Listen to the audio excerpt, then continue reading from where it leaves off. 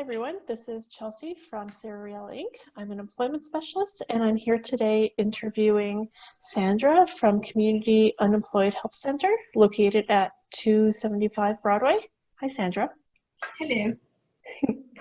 So today we're going to talk a little bit about your organization. So can you tell us about what CUHC stands for and who do you help? Okay, so CUHC is the Community Unemployed Help Center, and we are a non-profit organization that provides representation, advocacy, and information to individuals that are having problems with either employment and income assistance and employment insurance. Okay, so for example, could you help me get my EIA reinstated if I was cut off? Yeah, and we get different calls, right? Usually it's people that have been denied in the side of employment insurance, people that have been denied employment insurance, or their claims are not processing, like they haven't heard from the Department of EI for a long time, or they need to send like new information to employment insurance, or they just lost their jobs and they don't know what they are eligible for. And how's the application process, right? We don't apply for clients, but we certainly provide enough information for them to be able to do it themselves. And on the EIA piece, yes, we have several kinds of requests, right? Most common being, I cannot get a hold of my worker, or case counselor, that's the proper name, at EIA, and I need to let them know something. So if that is the case, we would try to send something to the caseworker. Unfortunately for that, we need a consent, so it will take longer maybe. So we have been instructed by the EIA department to refer them to maybe Fair Practices Office if they haven't heard from the worker in a long time, and they would deal with that. But in other cases, such as like I have been denied EIA, my case got closed, I'm being investigated, or basically, you know what, I think that I have no other choice but going to EIA. So could you please explain to me the application process and what would they be requiring from me? And again, in these times, we have gotten a lot of people really unsure about what to do now that they have lost their jobs, they cannot go back to work, they are with the kids at home, etc. So it has been a really busy year for us. Okay, all right. So if someone is having trouble with EIA, so say that they got denied their disability status or they were given an overpayment, can you help with that? Yes, certainly.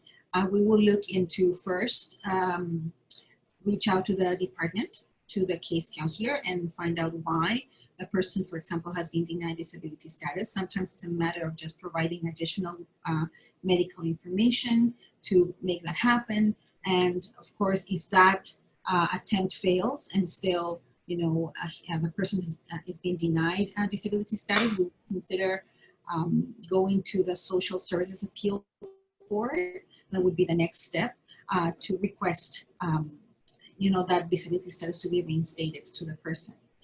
Also, if somebody has been, for example, cut off employment and income assistance, we will reach out to the case counselor to find out why this is the case. Maybe it's a matter of providing one document. Maybe it's a matter of the person just reaching out to the case coordinator, etc. So we are kind of the mediation person kind of thing, not exactly a mediation, and we are fortunate that the Department of Families welcomes our help because they acknowledge the fact that EIA unfortunately is a overcrowded system and understaffed system.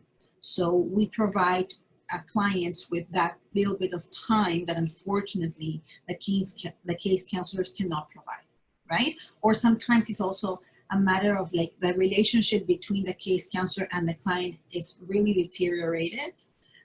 So the communication is not there, it's not happening. So we make that happen. We try our best to be in the middle and say, you know what, this is what happened. We're here just to ensure that things, move along ideally, based on the circumstances. Okay, wow. All right. Can you tell me what it means to file an appeal with a decision that EIA has made?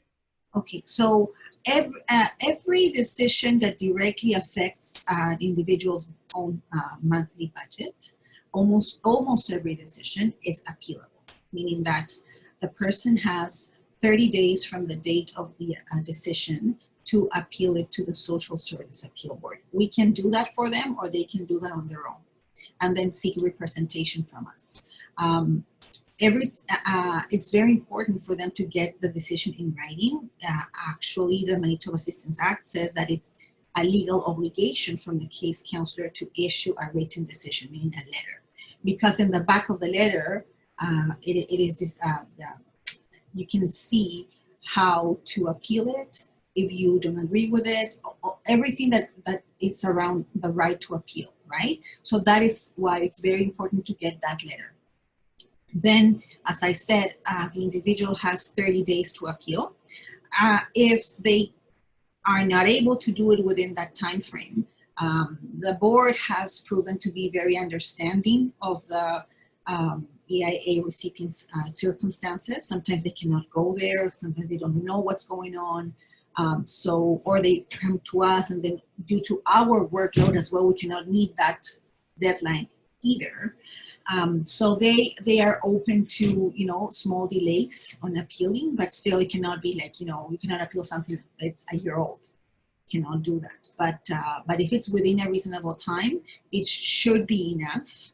And what happens is that we appeal the decision, or the individual appeals the decision to the Social Services Appeal Board. The board will request a report from the department as to why they made that decision based on what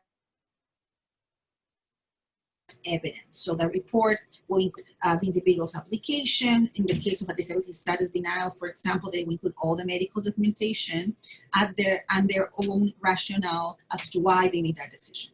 So we get that, we review it, and then we request a hearing date. And then we will go with the client to the hearing, either teleconference or in person. And the department will send somebody representing them. It can be the case counselor, or it can be somebody else, and then it's going to be the board and the board officer, and we just present our argument. Why we believe that the legislation supports the client's case, right? And why we consider, for example, that he meets the criteria for disability status, and we will present what we have already presented before, because we cannot present something new that the department hasn't seen yet, right?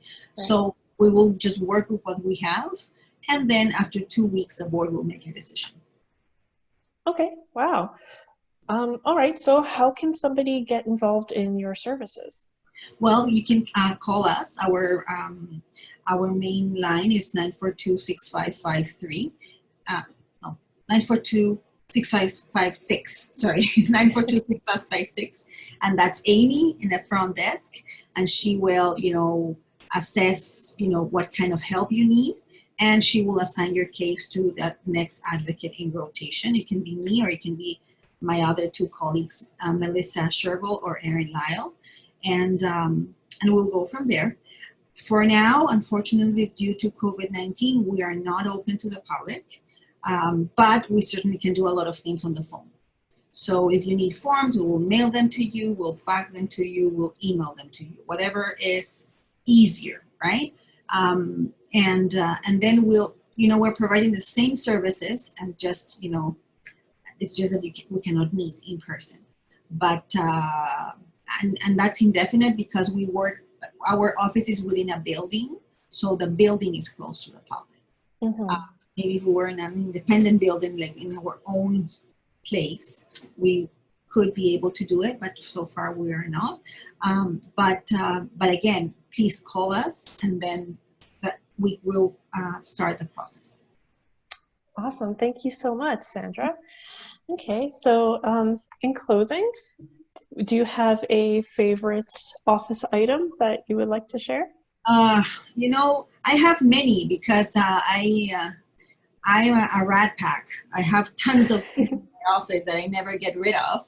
But the funny thing is, look, this is is where I put my calls, and I think I have them all the way back to maybe 2008 when I started here. Oh, wow. I never clear them. I just keep them. I don't know. That's just in case I have to go back, and if I miss something that I don't remember or whatever, it's there.